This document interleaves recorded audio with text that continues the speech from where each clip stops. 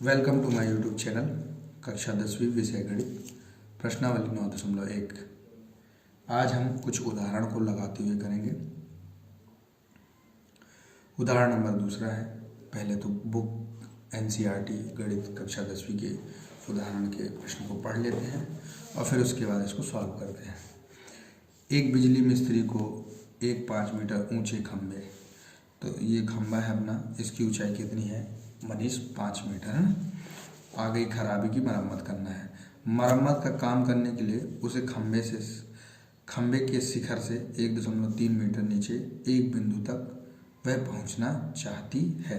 देखिए आकृति 9.5 में ये खंभे की टोटल लंबाई है 5 मीटर और यह जो है कहाँ पहुंचना चाहती है। ये मरम्मत काम करने के लिए उसे खंभे के शिखर से, तो खंभे के शिखर से 1.3 मीटर नीचे तक बिंदु पर पहुंचना चाहती है। मतलब यहाँ तक क्या करनी चाहती है, क्योंकि शिखर पर तो चढ़ेगी नहीं वो, है ना। यहाँ पर चढ़ेगी तो और फिर उससे मरम्मत उसकी कर देगी। यहाँ तक पहुँचने के लिए प्रयुक्त सीढ़ी की लंबाई कितनी होनी चाहिए? ये आपको सीढ़ी दिख रही है, ये सीढ़ी की लंबाई पूछा जा रहा है। लंबाई कितनी होनी चाहिए जिससे कि क्षैतिज से 60 अंश के कोण से झुकाने पर वह अपेक्षित स्थिति तक पहुंच जाए। और यह भी बताइए कि खंभे का पाद बिंदु कितनी दूरी पर सीढ़ी के पाद बिंदु से होना चाहिए। फिर से देखते हैं। और यह भी बताइए कि खंभे का पाद बिंदु, तो ये खंभा है, खंभा का शिखर है और ये क्या कहलाएगा? पाद बिंदु। कितनी दूरी पर सीढ़ी के पाद बिंदु से होनी चाहिए, मतलब ये भी दूरी निकालना है और ये भी दूरी निकालना है, राइट। चलिए अब फिर क्या बोला, यहाँ आप √3 बराबर 1.73 ले सकते हैं। हमने प्रश्न को पढ़ दिया, अब पुस्तक साइड में करते हैं। अब इसे हल करते हैं और चित्र बनाते हुए। तो ध्यान देंगे मनीष और आदर्श दोनों। सबसे पहले ये अपना क्या है, पूरा खंबा है। कितने मीटर है ये? 5 मीटर, ठीक है ना। कितना ऊंचा है? 5 मीटर ऊंचा है। और ये उसकी ज़मीन है और यहाँ से यहाँ तक, यहाँ पर मरम्मत करना है, यहाँ पर तारें वगैरह लगी है ना, और यहाँ तक उसको क्या करना है? पहुँचना है। ये इधर तक पहुँचना है लड़की को। इसका नाम दे दीजिए ABC और इस बिंदु का दे दीजिए D। और यहाँ से यहाँ तक की ऊंचाई कितनी है आपकी? 1.3 मीटर। 1.3 मीटर। और टोटल खंभे की लंबाई अपनी कितनी बताया अपन ने? 5 मीटर। तो अब अपन को यहाँ तो चढ़ना नहीं है ना, सिर्फ यहाँ तक चढ़ना है अपन को। सीढ़ी, ये लड़की को यहाँ से यहाँ तक चढ़ना है। तो इसकी लंबाई कितनी होगी, मतलब A से B तक की लंबाई कितनी होगी, ये देखेंगे ना। चलिए इस पर कोण कितने अंश का बन रहा है? 60 अंश का कोण बन रहा है। हमें क्या ज्ञात करना है? सीढ़ी की लंबाई और साथ में खंभे के पाद बिंदु और सीढ़ी के पाद बिंदु के बीच की दूरी में निकालना है ना। तो चलिए माना AC बराबर सीढ़ी की लंबाई बराबर x मीटर, ऐसा लिख सकते हैं। तथा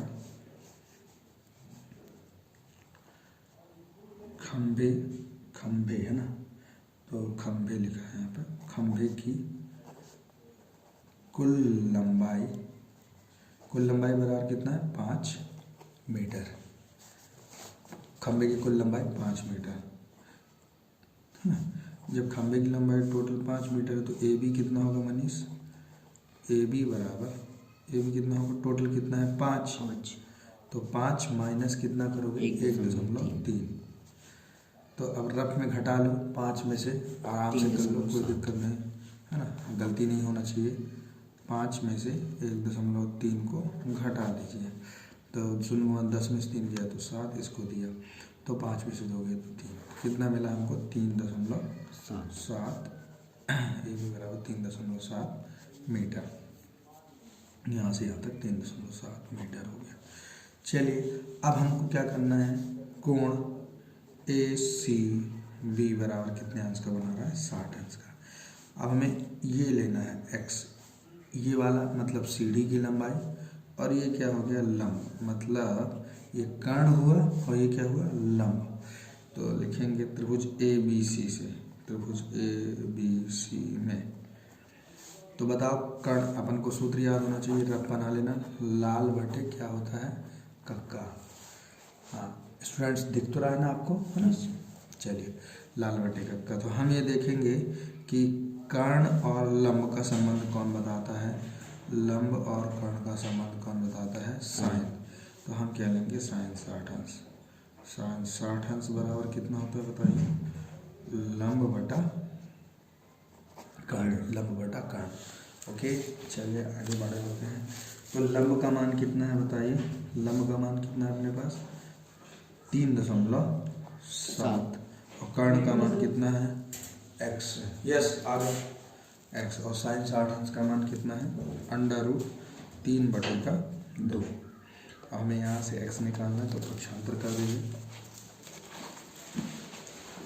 यहाँ पर आएगा देखिएगा x बराबर 3.7 गुणित का कितना बन जाएगा 2, तो बटे का कितना हो जाएगा √3, क्योंकि अपने पास ये √3 अंश में था तो भाग कर जो पक्षांतर उसमें आ गया, पक्षांतर के तो भाग में आ गया। 2 7 14 के 4 हासिल किए, 2 3 6 6 7 बटे का कितना √3।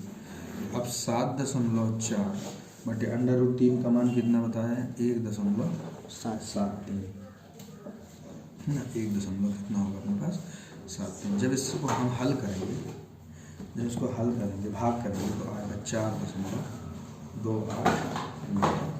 आप करके देख लेना, ठीक है ना। जब ना समझ में आए तो बताइएगा, वैसे भाग करना है कुछ नहीं करना है ना। तो 7.4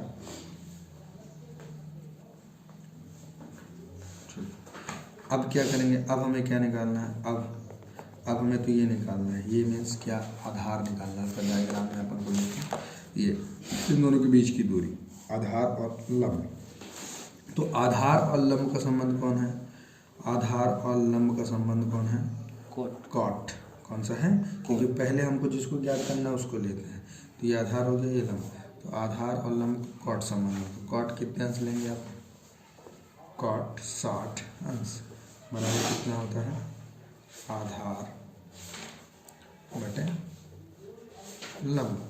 तो आधार का मान कितना है हमको BC बटा लंब का मान कितना है 3.7 और कॉट 60 अंश का मान कितना होता है। देखिए अपन को एक टेबल में ध्यान रखना पड़ेगा कि सबसे पहले तो अपन tan 60 अंश का मान देख लें। तो tan 60 अंश का मान होता है कितना √3 होता है ना, tan 60 हाँ √3 होता है tan 60 का। और तो cot 60 का कितना हो जाएगा जब देखिए tan 60 बराबर √3 बटे का 1 मान लीजिए, तो cot 60 कितना होगा पलट जाएगा 1/√3। तो यहाँ 1/√3, 3.7 का पक्षांतर करिए बटे का √3 बराबर BC है। अब फिर से 3.7 बटे √3 का मान 1.73 बराबर BC ये आकर के। तो जब हम इसका भाग करेंगे तो मिलेगा BC बराबर 2.14 मीटर। यही हमारा आंसर है। लास्ट में लिखेंगे आप क्या, थोड़ा सा पीछे किसका अंडरस्टैंड अतः सीढ़ी के पाद के खंभे से दूरी है ना, अतः उस सीढ़ी के को खंभे से दूरी, उस सीढ़ी के खंभे से 2.14 मीटर की दूरी पर रखना चाहिए, मीटर की दूरी पर रखना चाहिए। स्टूडेंट समझ में आ गया आप लोगों को। ओके आज के लिए इतना ही काफ़ी, बाकी कल देखते हैं। That's it, thank you.